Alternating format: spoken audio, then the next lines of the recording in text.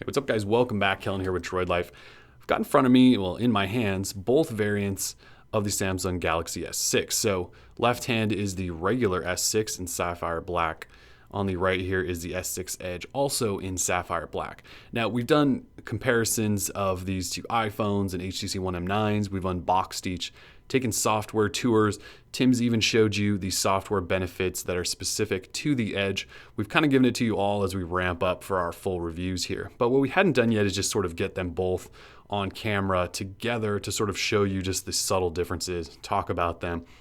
Basically what we're trying to do is as we get to April 10th, which is just a couple of days away, and also the official launch of each, help you decide Edge or no Edge. And so we thought we'd just talk about some more stuff here. So let's jump into that. In terms of specs difference, there's not a lot here, right? So we're looking at 5.1-inch Quad HD AMOLED panels that are stunning. Obviously, the Edge has a dual sort of edge side to it that rounds off. So you get a different kind of viewing experience at times. That's kind of the difference in the panel. You have 5-megapixel cameras up front, home buttons that have built-in fingerprint sensors that actually work. We have Exynos octa-core processors on the inside, 3 gig of RAM, 32, 64, 128 gig storage options, no SD card slots in either, 16 megapixel cameras on the back with optical image stabilization, heart rate sensors, basically the same setup there. And so the only differences you're going to find really are in the battery and in thickness and a little bit of weight. So battery in the Edge, you actually have a slightly bigger 2600 milliamp hour battery.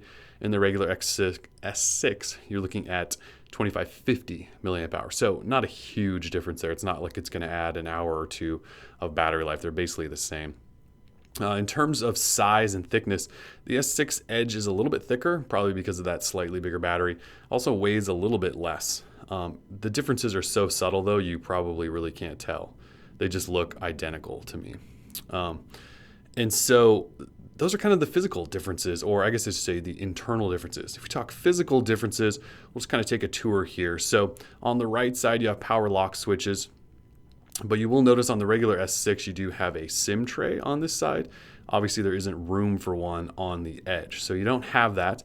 But if we flip up top where the IR blasters are, you can see on the S6 Edge, there is your SIM tray. So they moved it up top, adjusted the mic placement a little bit as well.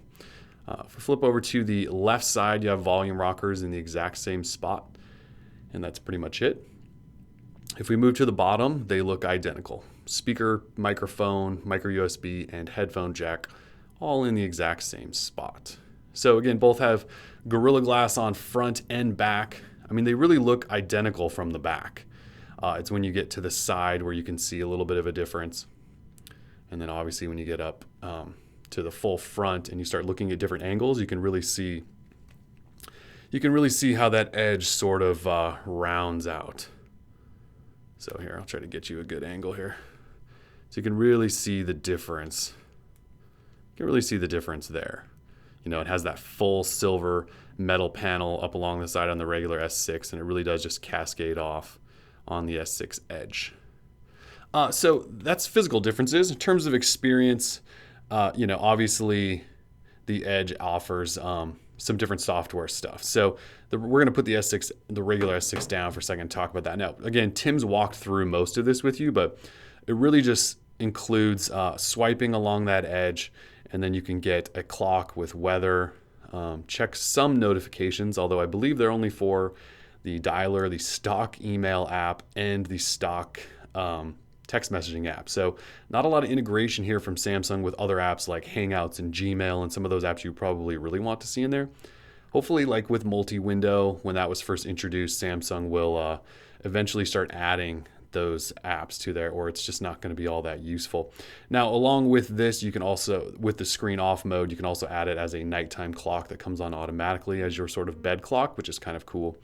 And that's kind of it for that. If we actually open it up here, it's called People Edge, I believe. And basically you swipe out from the top edge up here and it brings up your 5 favorite contacts. And you can set these up. They're color coded. When you tap on them, you can quickly call, email, or text. And then also, if you have them set up and you have your phone lying face down, you get a call that will glow whichever specific color you've set for them. And again, Tim showed that on video the other day. So other than that, there's not really a lot going on in terms of edge software stuff. It's one of those things that's so new. Samsung's clearly trying to figure it out. I sort of am under the impression that this is really just a phone that looks cool. It's not necessarily going to feature a whole bunch of new functionality. Samsung can add to that if they want, but really the point here is that it looks pretty cool. And so I also wanted to show you a YouTube video just so you can see how this looks. I know some of you probably have some questions. Before we get into that though, this is one of those things you'll notice when in apps. So if you swipe, so it's kind of tough to see, but see how channels sort of curves around that edge. And then as you swipe, you sort of get that exposed. So it's kind of a neat little trick, but those are the subtle little things that the edge does cool, is just show you a different sort of viewing experience at times. It's like it's teasing you and then it wraps around that edge. It's just a totally different viewing experience. But let's just tap on a video, get this loaded up. So the viewing experience, turn this down a little bit. The viewing experience isn't really all that much different than the regular S6, but you do kind of get this vision of it rolling over the top, which doesn't take away from the viewing experience. It just sort of makes it a little different. You know, if we start tilting it, I feel like you just get a better angle at times. It's just a different look. Now there's been some complaints of, you know, if you're texting someone, the keyboard tends to be off to the side. You also have to reach way over to swipe in menus and things like that. But overall, just swiping around in it just feels cool. I keep using the word cool because I don't really know how to explain it. It's just a neat effect. When you put your finger over here on the edge, it's just round and smooth. And so whenever you're swiping or you need to go all the way to that edge, it just offers us something totally different than you'll get on any other phone. Now, there are some sort of drawbacks. In my short time with the Edge, I've noticed immediately that, you know, this is quite sharp. So when you're holding it in hand, this could potentially dig into your hand a little bit. So on the regular S6, it's just perfectly rounded everywhere and flush. The glass to metal, back to glass, it's just perfectly rounded and flush. So when you hold it in your hand, it feels like it was made specifically for holding in a hand. Now with the Edge, it's not so flush. So the panel comes around and meets this metal frame, and there's actually a lip right here. You can see my finger's getting stuck on that. So there is a lip right there, and you can feel it. If you just run your finger up this, you can actually feel there is a sharpness to that edge. So you don't quite get that unibody glass to metal to glass feel as you do on the regular.